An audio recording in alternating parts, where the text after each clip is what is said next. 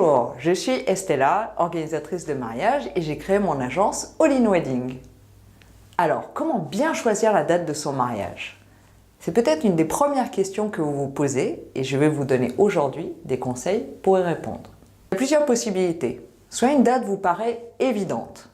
Par exemple, la date à laquelle monsieur a fait sa demande. Ça pourrait être un beau clin d'œil à la demande en mariage.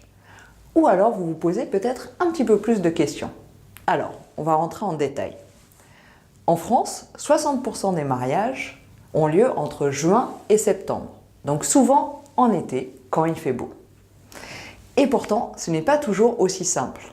Parce que par exemple, au mois d'août, souvent vos convives partent en vacances. Donc on conseille souvent d'éviter la période du mois d'août.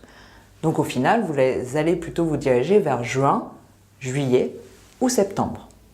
Bon, au-delà de ces dates, qu'est-ce qu'on peut faire si on ne souhaite pas se marier en été? Parce que quand même, en été, les prix sont les plus élevés.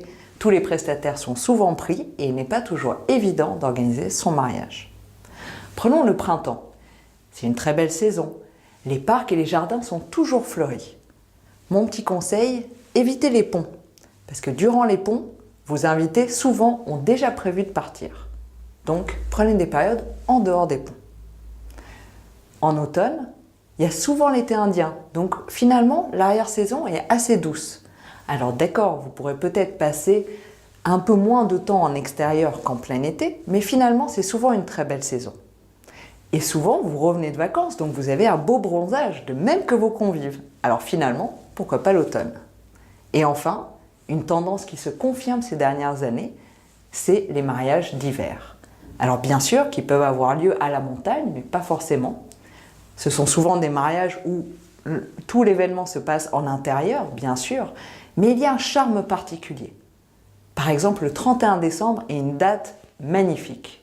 Nous avons organisé un mariage à cette date-là et ce fut vraiment la soirée de l'année, aussi bien pour les mariés que pour les convives.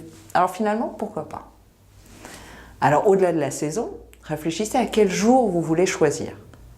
Souvent, les mariages ont lieu le samedi, bien sûr avec le brunch le dimanche. Mais si vous avez un budget un petit peu plus serré et que vous souhaitez faire quelque chose de malin, organisez votre mariage le vendredi. Vos convives ne travaillent pas le samedi, en général, il leur suffit de poser une demi-journée et de profiter d'un bel événement où pour vous le prix sera un petit peu moins élevé. Alors voilà, je vous ai donné quelques bons conseils pour bien choisir la date de votre mariage.